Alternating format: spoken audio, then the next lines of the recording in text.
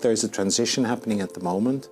We're being put under pressure by corporations and organizations and governments, actually, to be much more thoughtful about what we're doing and how we're doing it. But there's still a way to go. Welcome to the Convene podcast. My name is Magdalina Atanassova, Convene's digital media editor and your host today. I'm happy to welcome you to another episode from our series where we bring together the perspectives of different generations on hot industry topics. In this episode, we discuss how to organize more sustainable events by putting a positive spin on the narrative together with Maria Düthorn, an event manager at Siemens, who joined the company a little over a year ago. And on the other side, we have PCMA Regional Advisory Board member Ben Goedegebuure, famously known as Ben G, Chief Global Strategy Officer at Maritz. Enjoy the episode. Welcome and thank you so much for being on the Convene podcast. It's a pleasure having you both discussing the hot topic of sustainability, which has been hot, pun intended, for quite a few years. And let's start with introductions right away. Maria, let's start with you. Can you give us a brief introduction and how many years have you been in the industry? Yeah, so I'm Maria. I'm with Siemens for a bit more than a year now. And I started my event career in 2010 with an apprenticeship as an event manager. And after that, I worked for 5 years for a B2B communications agency in the event sector. And now we're here today. And I'm Ben Goedegebuure. I work for a company called Maritz, which is a large agency, both on the association side and the corporate side. So we really do everything. I've been in the industry for a very long time. First with an association, then with a PCO, with a meeting planning company, then with a venue, and now with an agency that is American-based but does events all over the world. And I'm responsible for sustainability as part of my job. So that's why I'm here. Wonderful. Do you believe event professionals have made sustainability practices more of a priority since the pandemic? Maria? I think it's not the starting point talking about sustainability, but it made us more aware of it's not necessary to fly all around the globe for every single meeting or discussion. Of course, we all love to meet people in person, but maybe you can decide if you want to participate on-site or virtual. Like here, it's a hybrid version of an event. And I think this really gets started through the pandemic. What do you say? Yeah, I think there's been more focus on it. I work for a company that's mostly based in the United States. I think after Corona, it's become the topic of conversation. I think there's a big disconnect between what corporations are doing at the moment, Siemens being an example, and all the corporations are doing at the moment. It's really a matter of building out their sustainability strategy. Yeah. But the event departments are not totally clued into that. So there's a disconnect between corporate strategy and then the event department strategy. It's happening at the moment. There's a transition happening at the moment. We're being put under pressure by, corporations and organizations and governments, actually, to be much more thoughtful about what we're doing and how we're doing it, but there's still a way to go. So yes, that's why within Maritz we have decided to appoint somebody who's responsible for our environmental strategy, and she's bringing together both what we need to do for the corporation overall, and then on the event side, what events need to do. But to answer, this was a long answer to a short question, which is yes, after COVID, I think the intentionality of it all is really become higher profile. How do you engage and educate clients and vendors on the topic? Because sustainability is not something one person can handle, no matter how big the organization is. So it's a big effort requiring everybody to be on board. So how do you handle that? I think you should talk about it day by day, talk loudly, talk more and more about this topic, and really force people to act more sustainable. And I think it's a long process and a step-by-step process, but every little step in the right direction is a good step. Especially with suppliers, you can work with more local suppliers, working with local fabrics, etc. And maybe with an eco label like the venue. etc. And with the participants, you should really talk about making a more sustainable event. So not just, this is our event, it takes place on that day, etc. More like, this is our motto, it's a more sustainable motto, and we really want to make a change. So you will see things that are different than you experienced it at the last events. Yep. Yeah. And maybe they are surprised, and maybe they like things more at another event, but you really have to talk about it and say, okay, we maybe don't pay any taxi bills anymore. Please use public transportation. This is the way to do it. You don't need a shuttle for every meter. That's what you really have to address. Yeah, so talk loudly. Again, I think you are absolutely right. It's about intentionality. It's about making very small steps, because sustainability, environmental sustainability, is really about eating the elephant, right? The problem is so huge, and you're like, there's so much to do, and people get scared off. So our strategy in the company is that we need to educate our event people. So we've decided to partner with the Events Industry Council. They have a program that they can go through.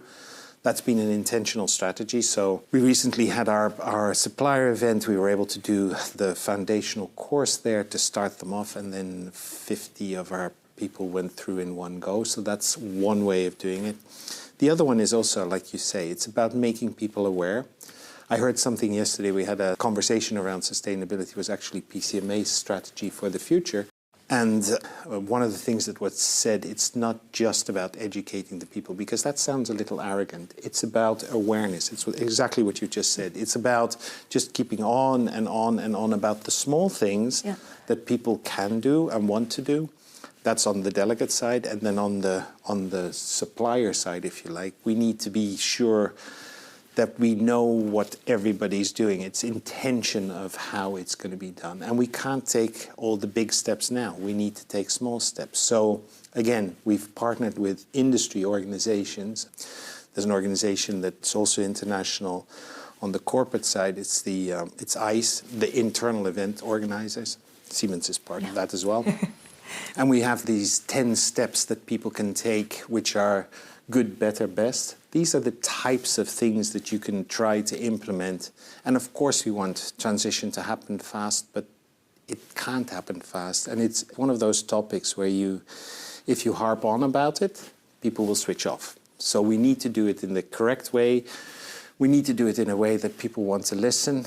Copenhagen is a great example of a city where you can say to people, don't take a taxi because the infrastructure is fabulous. So let's do that. Yeah. Let's do that. And don't give up on forcing people to really change things, because a lot of customers are talking about making a more sustainable event.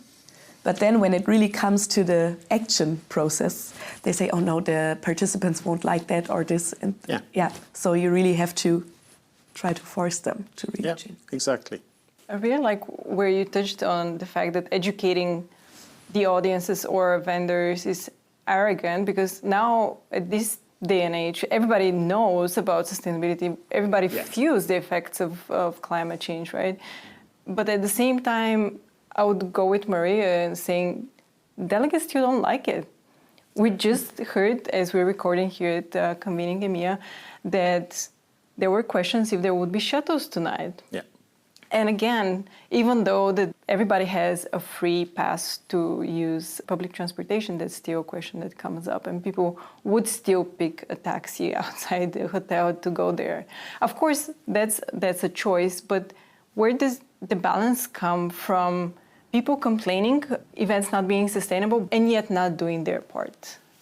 I think what was just said about, you need to be able to tell a story to people why you're doing this. So it's all about trying to synthesize people into new behavior, because it's something about new behavior. It's like, and I think here in Europe, it's a different thing from in the US or other places where the infrastructure is not so great.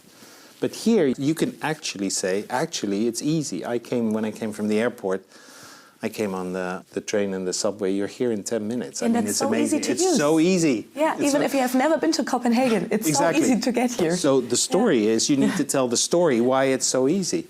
Why it's really no issue. There are no issues. So let's do it. Yeah, and with all these information emails in advance, you are prepared for that. You don't come here standing at the airport and don't know where to go, because you can prepare in advance. It's just easy. Or bringing the own water bottle, sorry. Yeah, no. It's not an issue for anyone. I just brought one from home. You can drink the tap water here. Yep. That's saving tons of waste.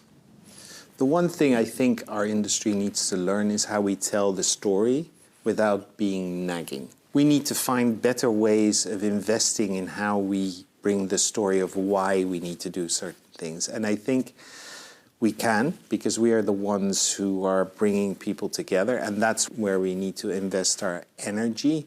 And of course it replicates. I mean, you're a different generation from me, so it's more natural for you. But I've been going to events forever, seriously forever. I mean, for a very, very long time. And you see it evolve over time. But we need to invest in, well, podcasts like this. We need to invest in giving people the information that they can actually act on, but also that they can think about. I mean, because this is not just in events, it's a societal thing. Your daily life, you need to be more intentional about waste. You need to be more intentional about how you do things. We need to figure out a way of telling the story better. Yeah, and a positive storytelling. And a positive not story, like, yes, exactly. these are all the mistakes we made in the last 50 years. Just try to make it positive. And then I think the participants are ready to go. I was listening to a Dutch scientist who was saying exactly what you just said. He said one of the reasons why people switch off is because you bring the negative message. If we don't do this, we're all going to die. We're all going to die anyway, but you know what I mean. We're going to die. And you don't want to hear that when you're years. attending an event. But you don't want to hear that. You want to hear. But if we can have positive change, and I think that that's where the events industry, as an industry collectively, where we have something great to do, because we create experiences for people, we do events, we bring people together. So we have a responsibility of telling, well, like I said, telling the story better, a better narrative. And maybe there are ways to motivate the people a bit more, maybe small challenges or games when you're attending an event like this. Give your lanyard back at the end and you get 1 point more, or travel by train and not by plane, and then you get points. The badge that I put over there is one that I can plant, right? Yeah, yes, correct. So it's something, but make it fun. Yeah. I think there is going to be a period, I think the next few years it's going to be, let's not scare people, let's make it a positive message, and then we need to make quick steps, because there is a point where we actually need to do some big things, but we need to take small steps first. Yeah, and I just want to bring the conversation back to you and your roles and your organizations. Yeah. In which planning phase do you bring sustainability up as a discussion point? I think there's no room for discussion. I think you have to talk about it directly at the beginning, because the main point is, where does the event take place? And when all your participants are coming from the US, why should you travel to Europe or things like that? Do they all have to fly to the event or not? Do we organize it like an on-site event or a hybrid version or just virtual? So the main topics should be discussed at the beginning, and therefore we should have the topic of sustainability in mind. Yeah, I think it's a matter of trying to exactly bring it in at the beginning. It's a conversation that needs to happen immediately. So as an example, we as a company have decided to create a carbon calculation tool where we do reporting out to our clients. And it's not because there are not many tools around. It's just because our clients have asked us about it.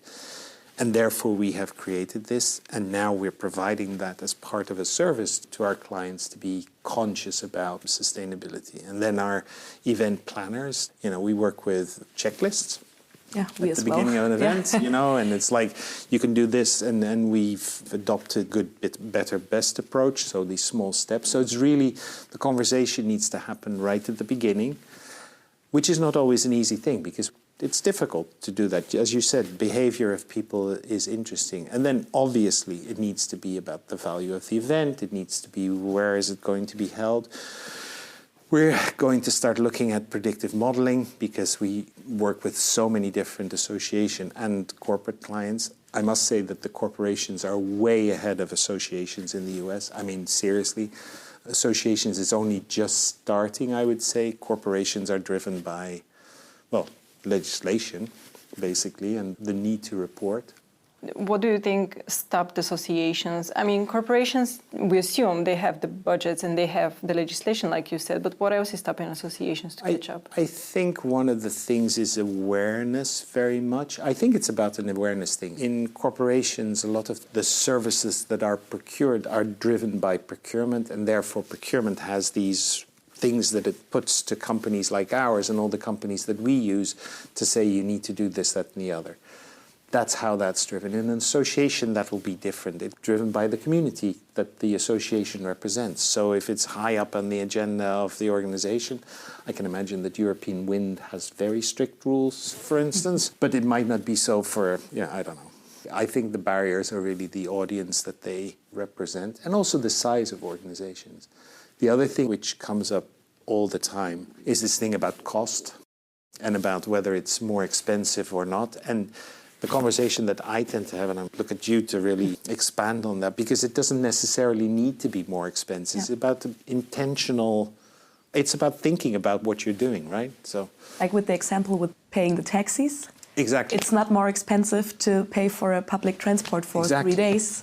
And it's not always cheaper, a big actually. invest. Yeah, it's not always a big invest. You just have to be more open-minded to go these steps. And I think that's a great example where a company can say, we're no longer covering taxis. You know, if you want to take a taxi, you take a taxi, but you pay for yourself. Yeah. Which I think is that eventually is going to be the way on how you need to drive behavior, because people, if you want to do it, that's fine, but not on my company. And it's not a big step for an event manager, for the host of an event, for the participants, but it has a great impact for the whole CO2 emissions of your event. Exactly. Yeah. But again, it needs to come back as full circle, but it's about telling the story on why you're doing it and why you're trying to change behavior, which is actually fun. It's a good thing to be doing. It's good. And you have to challenge the people because they want to stick to their processes and they like the events of the last 20 years. Yeah. But maybe it's time for some new steps. Exactly. I really would like you to expand on that and just put the positive spin, because I think we're, like you also said, people are tired of hearing about how difficult sustainability is and how challenging it is, but that we can make it. So let's put the positive spin on the conversation. And where do you see the opportunities ahead of us? I think it's all about trying to create a narrative where we can say we're making a difference. So we need to know measurement needs to be done. We need to know what the environmental impact of an event is.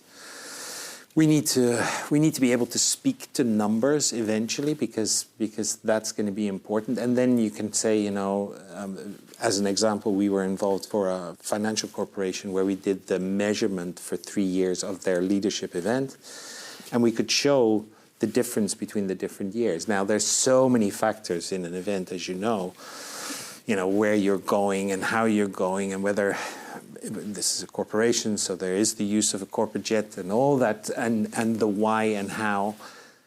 But a story can be told about how they've made a positive impact on taking certain decisions. And that's actually great. That also shows people the value of events, because that's really what it's about. So connecting the stories to each other and being able to have a positive spin on it. Do you think? Yeah, I totally agree. And in the best case, we start more with reducing it from the beginning. Yeah. Because compensation is a good starting point or a good step for now, of course. But in the best case, we don't have to compensate that much. Correct. And talk about the reducing process. And I think you said something earlier as well. This is about engaging with the actual audience that is going. It's about involving everybody in the positiveness about it, because we said it. There's enough bad news. Where I live in the Netherlands, I live very close to the beach.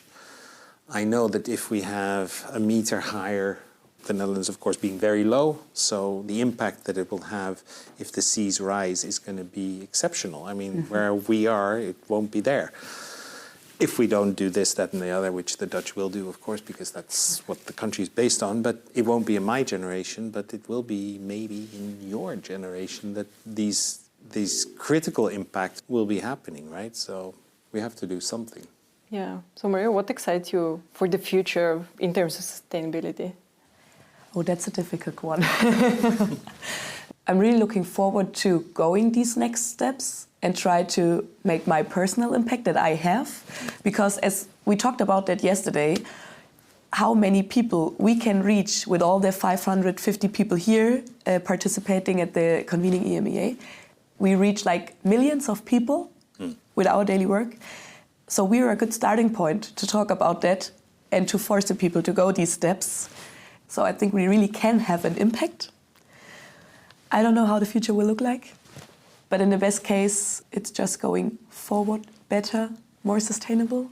I think I don't have a really good answer for your question. No, but that's a good answer. Yeah. So I think what excites me is, we've just created this new infrastructure within our company, which is great because it gives you the ability to bring in all the different departments that we have. And you realize that once you need to do all the reporting yourself, because there's now all these reporting tools that we have, which are corporate requirements, so CDP, EcoVadis, all these, the BCom, all the different and science-based targets and all that good stuff is all coming into our strategy now. And what excites me is to rally the troops internally, but then also being able to create stuff that helps our clients, because eventually that's why we're there. So you started with saying, for instance, what is your event strategy in terms of how do you deliver content? Do you need to be live? Do you need to be hybrid? Do you need to be, yes, we do need to be together at times. But so the exciting thing is that it's big, and that you can strategize around it. And that you can really make, like I said, you can make an impact in your company, because people are realizing that they need to do something, but there needs to be a structure behind that. And that's what excites me, because there's so much more that we can do step by step, but we need to do it. Yeah. And just to wrap up, final question. Do you think there will be new job positions that would emerge because of sustainability and the needs that would come up? From my point of view, from a more event agency perspective, so it feels like in Siemens' internal event agency where I'm working, I'm not sure if it needs a concrete position in our team, but we have a group of people who are working on hot topics, or there are several hot topics we're working on, like the podcast. And there's a sustainability team, and they are meeting regularly and discussing new ideas, maybe rules that we have to work with. Then they inform the rest of the team. So if you're interested in a topic like this, you can just join this team and bring the whole process to the next level. I think this is already a good solution, and you have more people discussing it. But I think when you have another company, then it definitely makes sense to have like a sustainability manager who really is more into the topic with more background and maybe more possibilities to bring the topic forward. I think, yes, there are lots of opportunities because, like you say, it's about identifying the subject expert in your company. We've appointed this, her title is General Manager Environmental Strategy. But what she's trying to do is to harness the information that is within the corporation to do all the reporting, etc., and then on the event side, bringing the event people to a certain level. And there are shifting jobs. So data is hugely important in this instance. So one of the analysts is now more into the reporting side of things. So there's a shift of positions, I would say. It's also about being able to ramp up knowledge. So there are definitely opportunities, but it's about informing ourselves what the opportunities are. And it's people like you that need to push, or we all need to push about, what needs to happen next. So exciting times, but it's also critical times. Yeah. Was there anything we didn't address that you would like to add before we end? I think there are two main things we should say. We shouldn't just talk about it, but we have to react, because that's one of the main problems, that people love to talk about the topic, but sometimes there's the missing point of really act like you're talking. And as I already said, compensation is great, but it's a first milestone, and we have to reduce all our emissions. Yeah. And then we're on a good way, but it's still a long way. Yeah. Walk the walk. Walk the walk. Good ending. Well, thank you both so much. Thank you. If you enjoyed this podcast and would like to hear more, Please subscribe wherever you listen to podcasts. And if you would like additional perspectives on the industry, check out pcma.org/convene. Until next time.